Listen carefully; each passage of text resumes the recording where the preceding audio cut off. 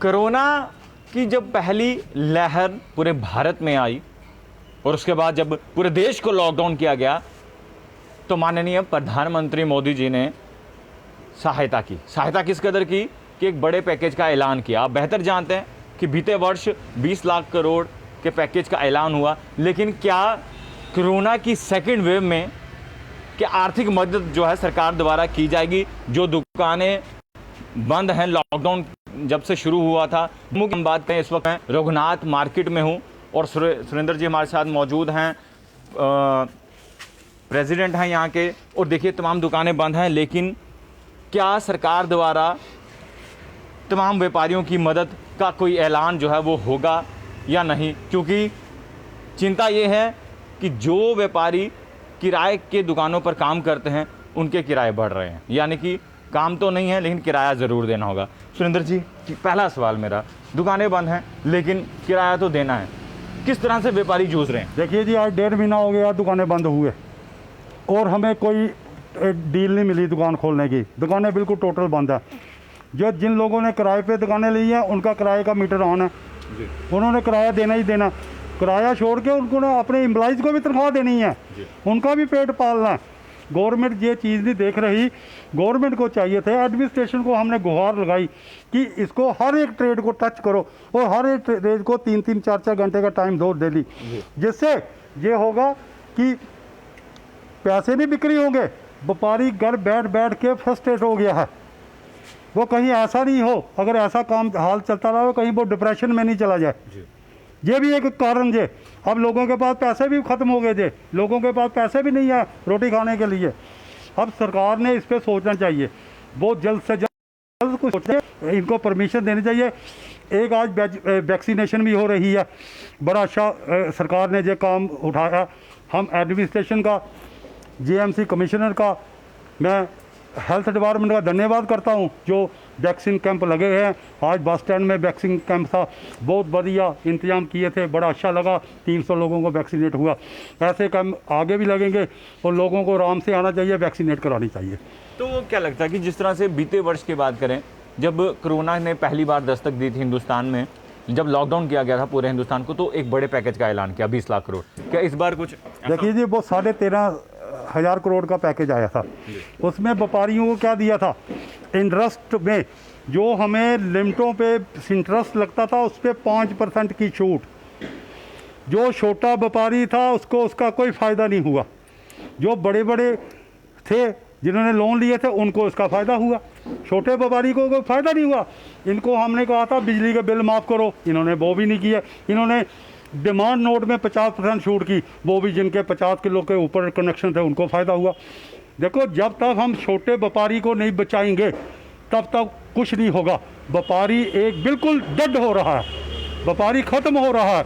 देखो, हम गवर्नमेंट को टैक्स देते हैं, गवर्नमेंट हमारे लोगों के टैक्स से चलती है, मगर आज विपदा का टाइम आया तो गवर्नमेंट ने भी हमारा सोचना चाहिए, डायरेक्ट मदद करनी चाहिए। ये नहीं कि एक पैकेज दे दिया इंटरेस्ट में 5% क्या होता है, जहाँ इन्होंने 3 महीने का 6 महीने का पूरा टोटल इंटरेस्ट माफ़ करना चाहिए था। बिजली के बिल माफ़ करने चाहिए थे, इन्होंने बिजली के बिल माफ़ करने चाहिए थे, जिससे लोगों को कोई राहत मिलती। आज देखो टेलीफोन का बिल भी आ रहा है, सब कुछ आ रहा है। कहाँ से देंगे दुकानदार? दुकानदार जो इस दौर में गुजर रहा है वो बड़ा मुश्किल दौर है। कुछ गवर्नमेंट को इस पर सोचना पड़ेगा और इनको कोई राहत देनी पड़ेगी जिससे दुकानदार बचेगा। तो क्या लगता है आपको कि डिस्ट्रिक्ट एडमिनिस्ट्रेशन या कुछ ऐसा फैसला करे या एडमिनिस्ट्रेशन ऐसा कोई फैसला करे जिससे व्यापारियों की जो दुकानदार हैं जिन्होंने किराया देना है, क्योंकि काम तो है ही नहीं, तो अब उनको कोई ना कोई रिलीफ मिले? देखो जी, ये तो जो फैसला जो भी होना जो सेंटर से होना, आजकल हमारी ड्यूटी है, जो भी फैसला होना सेंटर से होना, उन्होंने ही करना। ये हमारे LG साहब ये ऐसा प्रपोजल भेजें जिससे व्यापारियों को कोई राहत मिले। ये कोई प्रपोजल भेजें जिसको राहत मिले। देखो, पिछले साल भी व्यापारी इसी दौर में ख़त्म हो गया। आज हम यात्राएं बिल्कुल ख़त्म हो गई। माता वैष्णो देवी की यात्रा भी नहीं हुई, बाबा अमरनाथ जी की नहीं हुई, बुढ़ा अमरनाथ जी की भी नहीं हुई। देखो, ऐसे कोरोना से 3 साल से व्यापारी जो है वो इतना परेशान है, इतना वो उसका हालत ख़राब है, मैं आपको बयान नहीं कर सकता। देखो, तो टूरिज़्म बिल्कुल बैठा है।